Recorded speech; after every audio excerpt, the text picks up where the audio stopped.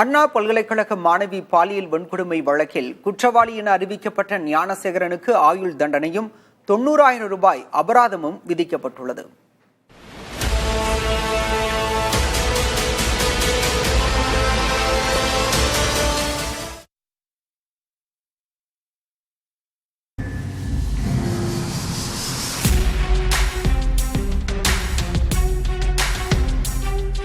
அண்ணா பல்கலைக்கழக வளாகத்தில் மாணவி ஒருவருக்கு கடந்த டிசம்பர் 23ஆம் தேதி பாலியல் வன்கொடுமை நேரிட்டதாக புகார் அளிக்கப்பட்டது. அதன் பேரில் ஞானசேகரன் என்பவர் கைது செய்யப்பட்டார். தொடர் விசாரணையை அடுத்து கடந்த மாதம் 28ஆம் தேதி ஞானசேகரன் குற்றவாளி என சென்னை மகளிர் சிறப்பு நீதிமன்றம் தீர்ப்பளித்தது. இந்த நிலையில் அவருக்கு எதிரான 11 குற்ற வழக்குகளுக்கான தண்டனை விவரங்கள் தனித்தனியாக அறிவிக்கப்பட்டன. அதன்படி ஞானசேகரனுக்கு ஆயுள் தண்டனை விதிக்கப்பட்டது. அத்துடன் குறைந்தது 30 ஆண்டுகளுக்கு எந்தவித சலுகைகளின்றி சிறை தண்டனை அனுபவிக்க வேண்டும் எனவும் 90,000 ரூபாய் அபராதமும் விதித்து நீதிமன்றம் உத்தரவிட்டது.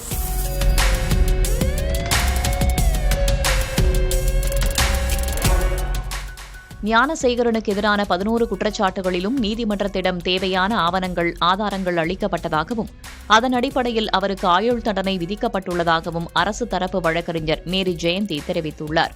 11 குற்றச்சாட்டுகள் அவர் மேல தொடுக்கப்பட்டிருந்தது. அந்த 11 குற்றச்சாட்டுகளுக்கும் எவிடன்ஸ் எப்படி கொடுத்தாங்க அப்படின்னா, அரசு தரப்புல வாய்மொழியாகவும் ஆவணம் பூர்வமாகவும் ஃபாரன்சிக் ரிப்போர்ட், அதாவது அறிவியல் பூர்வமாகவும் எல்லா குற்றச்சாட்டுகளுக்கும் தகுந்த எவிடன்ஸை நீதிமன்றத்தில் சமர்ப்பித்தோம். அந்த எவிடன்ஸை நீதிமன்றத்திற்கு திருப்திகரமாக இருந்ததனால்தான் இன்றைக்கு இவ்வளவு பெரிய முக்கியத்துவம் வாய்ந்த ஜட்ஜ்மெண்ட் இன்றைக்கு கிடைத்திருக்கு. இந்த வழக்கில் மற்றொருவருக்கும் தொடர்பு இருப்பதாக கூறப்படுவதாக எழுந்துள்ள கேள்விக்கு பதிலளித்த அரசு தரப்பு வழக்கறிஞர் ஜெயந்தி, தாக்கல் செய்யப்பட்ட ஆதாரங்களின் அடிப்படையில் ஞானசேகரன் மட்டுமே குற்றவாளி என நீதிமன்றம் தீர்ப்பளித்துள்ளதாக கூறினார். 358 BNSS படி இஃப் சப்போஸ் ஒரு பர்சன் அதுல இன்னொருத்தர் இருக்கிறாரு அப்படின்னு நீதிமன்றம் கருதினால் நீதிமன்றத்திற்கே அதிகாரம் உண்டு அவனையும் இணைத்து குற்றவாளியாக்கி விசாரணை நடத்தலாம்னு.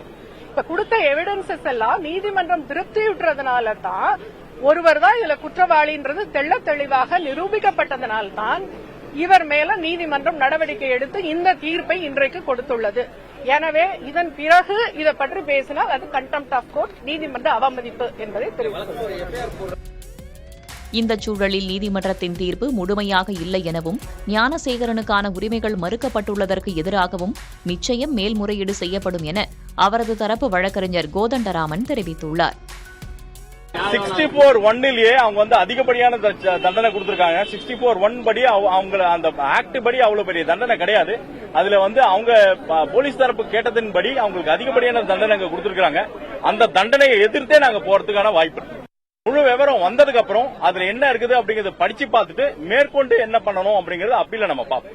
அப்பீல் போறது உறுதியா? நீங்க கண்டிப்பா அப்பீல் போறது உறுதி. அது அவரோட பிரைமரி ரைட், அதனால அப்பீல் போறது உறுதி.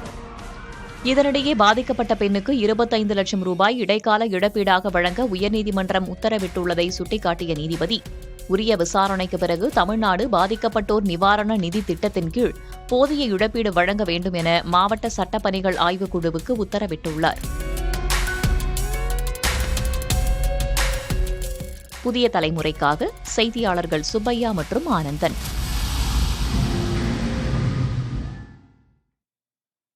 சென்னை அண்ணா பல்கலைக்கழக மாணவி பாலியல் வன்கொடுமை வழக்கில் குற்றம் சாட்டப்பட்ட ஞானசேகரனுக்கு ஆயுள் தண்டனை அளிக்கப்பட்டுள்ள நிலையில் அவர் மீதான 11 குற்றச்சாட்டுகளிலும் எந்தெந்த பிரிவுகளில் தண்டனை வழங்கப்பட்டுள்ளது என்பதை பார்க்கலாம்.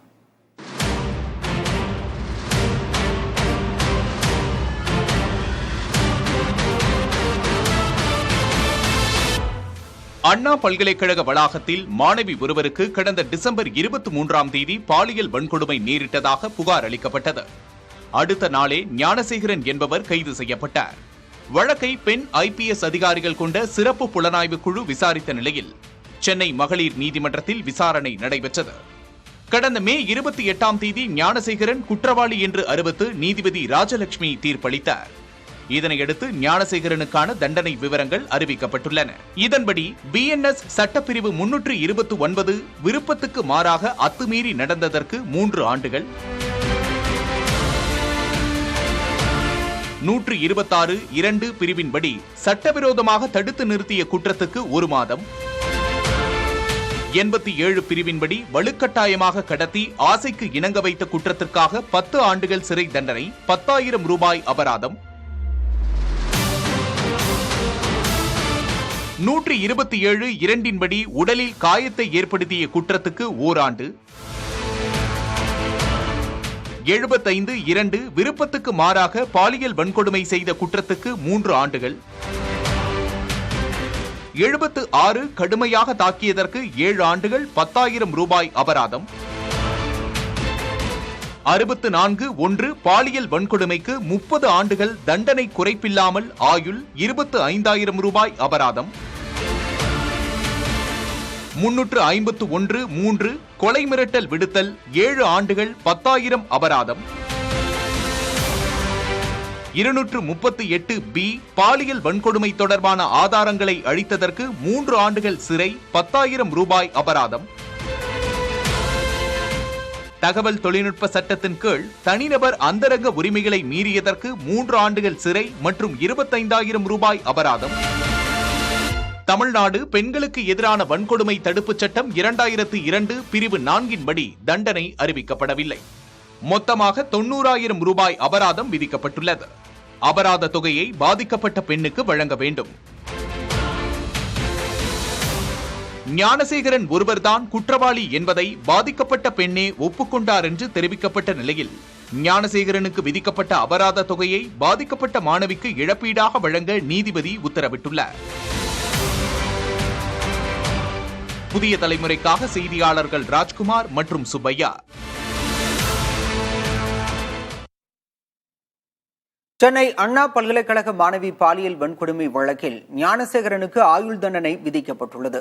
புகார் அளித்தது முதல் தண்டனை அறிவிக்கப்பட்டது வரை கடந்த 5 மாதங்களில் வழக்கு கடந்து வந்த பாதையை பார்க்கலாம். சென்னை அண்ணா பல்கலைக்கழக வளாகத்தில் கடந்த டிசம்பர் 23ஆம் தேதி பாலியல் வன்கொடுமை செய்யப்பட்டதாக மாணவி அளித்த புகாரில் ஞானசேகரன் என்பவர் கைது செய்யப்பட்டார். இந்த வழக்கை சென்னை உயர்நீதிமன்ற உத்தரவுப்படி பெண் IPS அதிகாரிகள் கொண்ட சிறப்பு புலனாய்வு குழு விசாரித்தது. கடந்த பிப்ரவரி மாதம் 24ஆம் தேதி சென்னை சைதாப்பேட்டை 9வது நீதித்துறை நடுவர் நீதிமன்றத்தில் சிறப்பு புலனாய்வு குழு ஞானசேகரனுக்கு எதிராக 100 பக்க குற்றப்பத்திரிகையை தாக்கல் செய்தது. அதில் இந்த வழக்கில் ஞானசேகரன் ஒருவர் மீது மட்டுமே குற்றஞ்சாட்டப்பட்டது.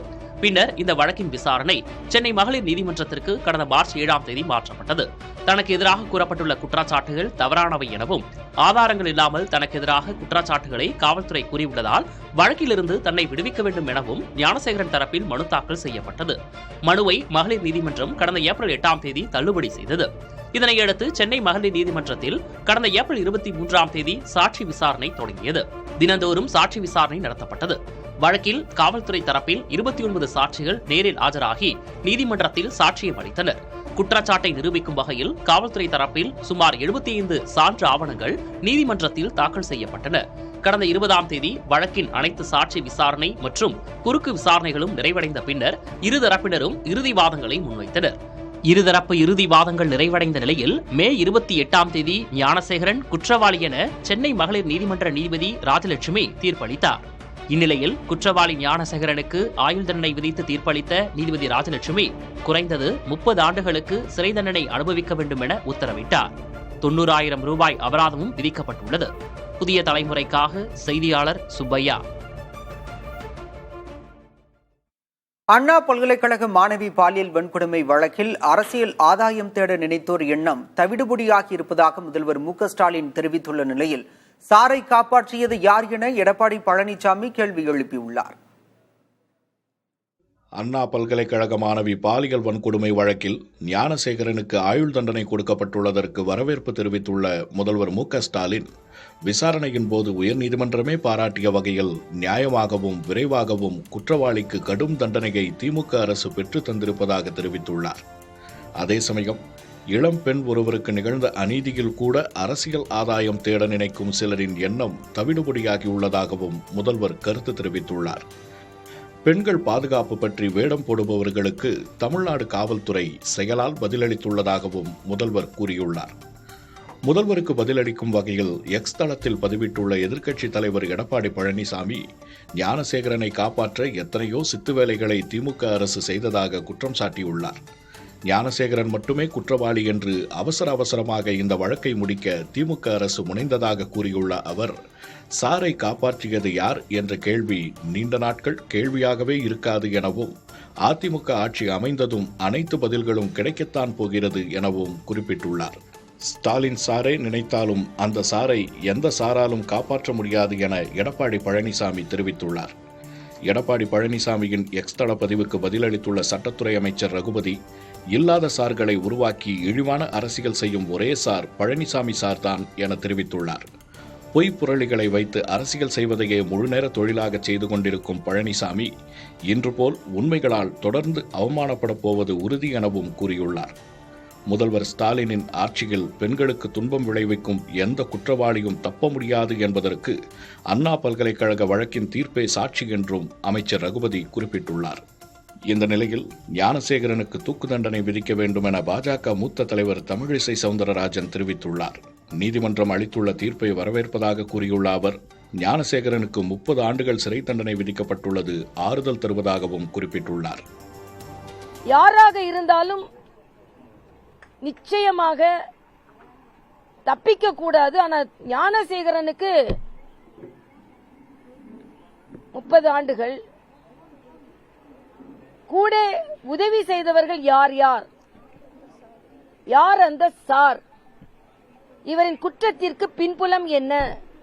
இவருக்கு உதவியர்கள் யார்? தனியாக வந்து இவர் மட்டுமே குற்றம் செய்தாரா? இந்த கேள்விகள் எல்லாம் தொக்கி நிற்கிறது. யார் அந்த சார் என்பதற்கு பதில் கிடைக்கிறதா இல்லையா?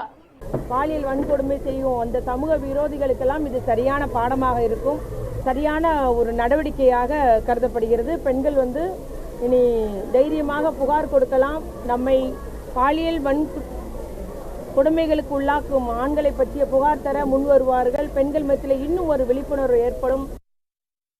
அண்ணா பல்கலைக்கழக மாணவி பாலியல் வன்கொடுமை வழக்கில் வழங்கப்பட்டுள்ள தீர்ப்பு பெண்களுக்கு எதிரான குற்றங்களை செய்வோருக்கு தக்க பாடம் என அமைச்சர் கீதா ஜீவன் தெரிவித்துள்ளார்.